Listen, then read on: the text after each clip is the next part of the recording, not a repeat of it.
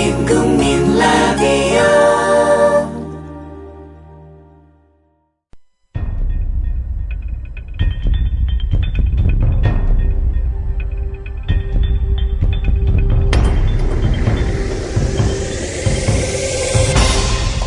대한민국 이슈의 중심 국민 라디오 뉴스 K.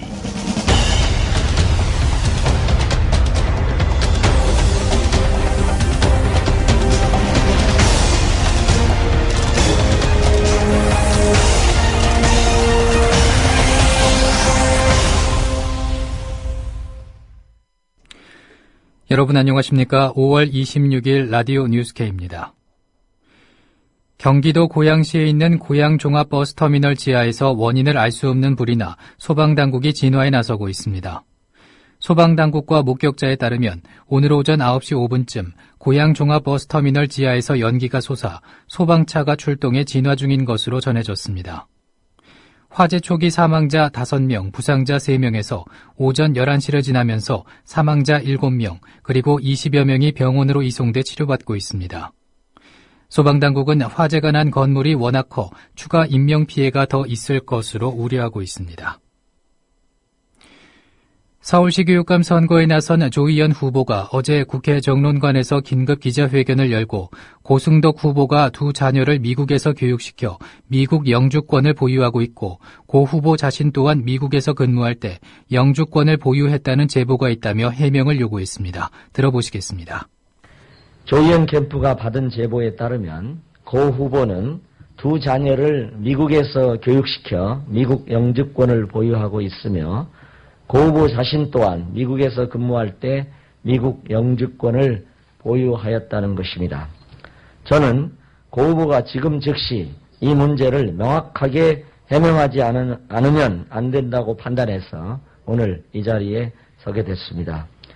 만약 이 제보가 사실이라면 고 후보는 대한민국 서울의 유권자들을 우롱하는 것이라고 감히 말하고 싶습니다. 자신의 자녀는 미국에서 교육시켰으면서도 대한민국 서울의 교육을 책임지겠다고 나선 것은 유권자들에 대한 모독입니다. 거액의 학비를 부담하며 자녀들을 미국에서 기른 고 후보가 어찌 이 나라의 멍든 교육 현실을 제대로 이해할 수 있을지 심히 우려하지 않을 수 없습니다. 고승덕 후보는 이에 대해서 영주권을 신청조차 하지 않았다고 반박했습니다. 오늘 아침 SBS 라디오 인터뷰 내용입니다.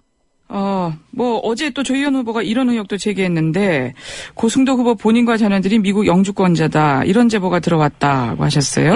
전 참 언급하고 싶지도 않아가지고요.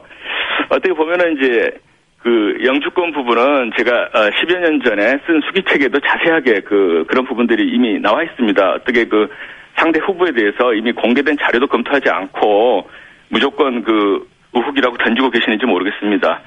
제가 이제 미국에서 2년을 변호사 생활을 했습니다. 예. 보통 이제 2년까지는 영주권이 없어도 되고 2년 이상 일하게 되면 영주권이 필요하거든요. 저보고 이제 제가 일하던 로펌 법률 회사에서 2년 이상 이제 더 일하려면 이제 영주권을 받아라. 왜냐면 제가 이제 열심히 일했기 때문에 더 일하라고 하는 거죠. 그래서 저는 미국 변호사가 되려고 온 사람이 아니고 한국에서 일하고 싶은 사람이기 때문에 영주권을 준다고 해도 저는 이제 받지 않겠습니다라고 하면서 신청도 안 하고 돌아온 사람입니다. 그런데 그걸 가지고서 영주권 보유 의혹 어떻고 정말 교육감 선거에서 제가 이제 출마를 할 때 우리 아이들에게 선거부터 모범을 보여야 되겠다는 생각했는데 교육도 어떻게 보면은 수단 방법을 가리지 않고 출세하겠다고 하는 이런 인간들은 우리가 좀 지양해야 되지 않겠습니까? 그런데 교육감 후보께서 수단 방법을 가리지 않고 후보가 되겠다. 이건 그런 식으로 교육하시겠다고 하는 것과 똑같습니다. 저는 참 우려가 됩니다. 알겠습니다. 어떻게 아이들에게 없는 사실로 일단 던지고 보겠는지 아무리 선거 막판에 지지율이 좀 낮다고 하더라도 어떻게 이렇게 선두주자에게 없는 사실을 가지고서 국민들에게 충격을 주면서 그렇게 하시는지 참. 알겠습니다. 하지만 두 자녀에 대해서는 미국 유학 시절에 태어나 시민권을 보유하고 있다며 전처와 결별의 과정을 겪으면서 아이들을 미국으로 떠나보내게 됐다. 미국에서 어머니와 함께 살겠다는 아이들의 의사를 존중해 원만하게 합의한 것이라고 해명했습니다. 지자체 공천심사위원장을 맡고 있는 새누리당 현역 의원의 배우자가 공천 헌금을 받은 사실이 신고돼 선거관리위원회와 경찰이 조사 중인 것으로 알려져 파장이 일고 있습니다.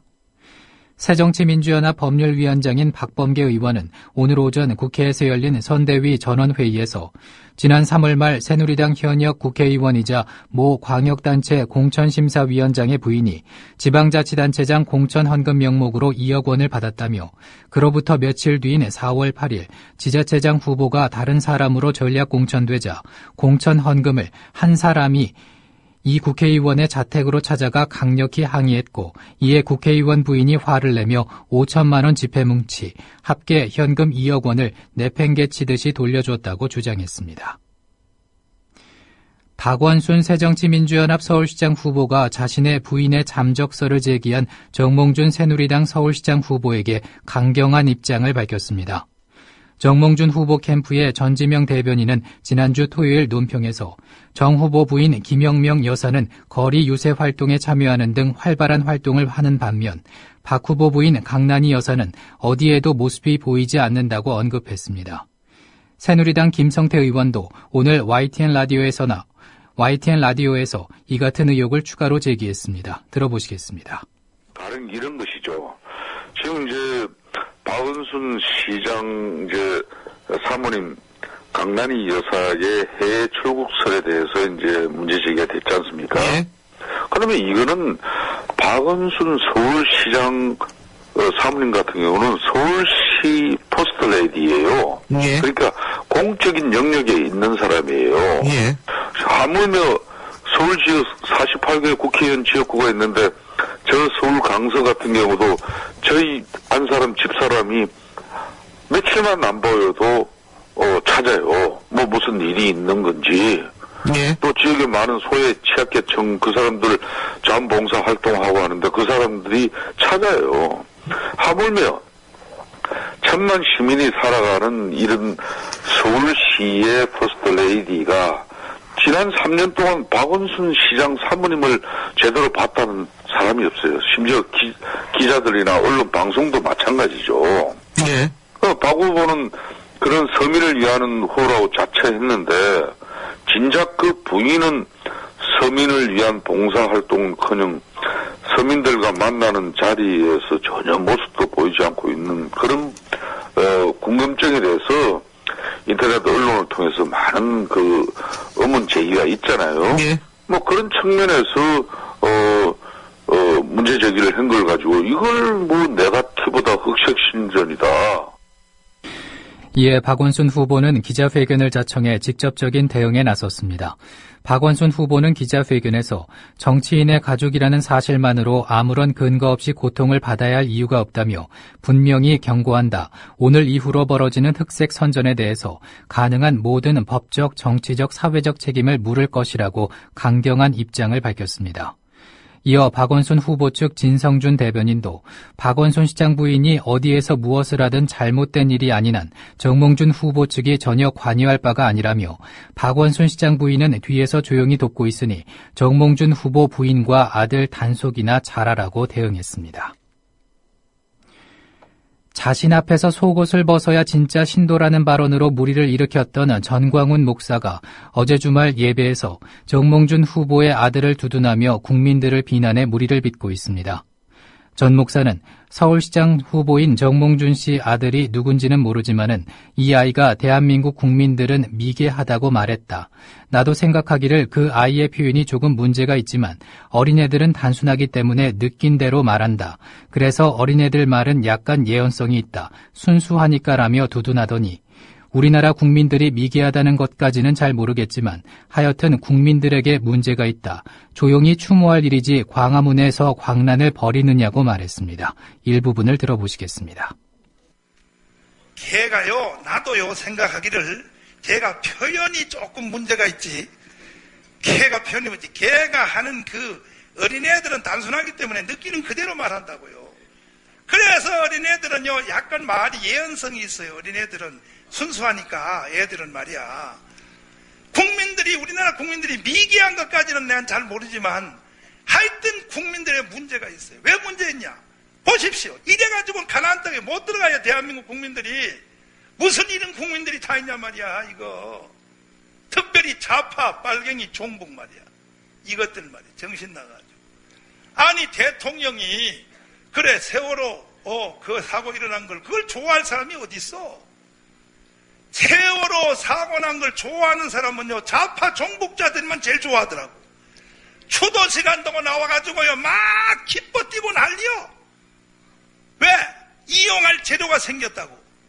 추도식은 집구석에서 슬픔으로 정말 돌아가신 고인들에 대해서 뜻생각해야지. 정몽준 서울시장 후보 아들의 국민이 미개하다는 말을 두고 틀린 말은 아니라고 한 오정현 목사와 가난한 집 아이들이 왜 제주로 여행을 가 사단이 났느냐며 세월호 참사로 희생된 단원고 학생들을 폄훼한 조광작 목사에 이어 이딴 보수 성향 목사들의 발언이 잇따르면서 인터넷 여론도 악화되고 있습니다. 부채도시 인천을 과연 누가 살릴 수 있을까? 인천시장 선거의 최대 쟁점은 13조 원에 달하는 빚입니다. 이런 선거의 주요 쟁점에 대해서 인천시장에 출마한 새누리당 유정복 후보와 새정치민주연합 송영길 현 시장의 입장은 어떨까요? 오늘 CBS 라디오에서 최대 현안인 부채 문제에 대한 양측 입장이 소개됐습니다. 유정복, 송영길 순으로 들어보시겠습니다. 송영길 후보가 부채 문제에 대해서 어떤 말을 할 수가 있겠습니까? 4년 전에 손부채를 흔들고 다니면서 부채를 해결한다고 해서 당선이 됐습니다. 그리고 부채 문제 해결을 위해서 노력을 했었어야죠. 근데 2년이나 지난 다음에야 부채에 대한 대책을 마련해서 시행을 해왔습니다만 그나마 모두 실패하고 그 알짜배기 같은 고속터미널 부지를 매각을 하고 또 소공도 6809도 또 역시 매각을 했지만 뭐 그것은 아직도 완전 매각은 된 게 아닙니다. 이렇게 해갖고 지금 13조가 되어 있는데 예? 지금 현수막에다 866억 부채가 들었다는 식으로 얘기를 하고 있습니다. 이건 정말 어이가 없습니다. 13조, 즉 우리 인천 시민은 4인 가족 기준으로 2천만 원 가까이 다 빚을 안고 있는데 예? 이 문제에 대해서 과연 뭐 영업 부채가 포함돼서 늘어난다. 사실 부채 산정 기준 바꿨습니다. 맞습니다. 예? 부채 산정 기준이 바뀌었지만은 여전히 부채는 13조가 된 것은 사실이고요. 또 하나는 모든 부채는 전 안상수 시장 탓만했는데 분식 해결했다. 근데 송 시장도 본인이 재임 시에 4천억을 분식 해결했다고 감사한 결과 분명히 나타난 사실이고 이렇게 볼 때 송 시장이 부채 문제를 갖고 변명을 한다는 것은 그것은 정말 시민에 대한 도리가 아니라고 생각합니다. 아니, 그러니까 진짜 정답을 말 안 하시네. 제가 13조 넣은 거 가지고 뭐라는 게 아니라 13조 동의한다 하더라도 9조 4천억이 비교 시점이란 걸 말하는데 계속 거짓말을 하고 있다는 말씀을 확인하고 우리가 이 어려운데 아시안게임 경기장 16개를 다 짓고 예. 작년에 4,600억을 갚고 올해는 886억 흑자를 냈습니다. 이 유정복 후보가 터미널 부지 팔았다 그러는데 터미널 부지 판 9천억을 팔아서 숨겨진 분식회계 8천억과 편법 출자 2조 2천억 같은 거를 말끔하게 해소한 겁니다. 그런 것을 내가 실제로 송영길이 부채를 늘렸다 그러는데 제가 무슨 은하 모노레일을 만들었습니까? 무슨 토목 사업을 했습니까? 부채 늘린 내역에 대해서는 전혀 말을 못해요. 알겠습니다. 유정복 후보는 박근혜 정부가 지금 지난 2년 동안 국가부채를 1년 만에 35조를 늘리는 정권의 핵심 장관이었는데 안행부 장관은 지방 재정을 보호해주고 지켜줘야 될 장관입니다. 네. 맨 취득세나 깎고 지방 재정에 도움 주는 행위를 제대로 한 것도 없으면서 세월호 침몰 사고의 희생자 유가족을 폄하하는 발언을 한 것으로 알려진 박상우 MBC 전국부장이 수시로 극우 사이트 일간베스트에 올라온 글과 거의 동일한 글을 MBC 사내 게시판에 올리고 이 사이트에서 자주 사용되는 용어를 뉴스 원고에 넣었다고 미디어 오늘이 보도했습니다. 오늘 중부지방은 낮이 되면 점차 개겠지만은 미세먼지 농도가 약간 나쁨 수준을 보일 것으로 보입니다. 이상으로 라디오 뉴스K를 마칩니다. 지금까지 아나운서 종승조였습니다.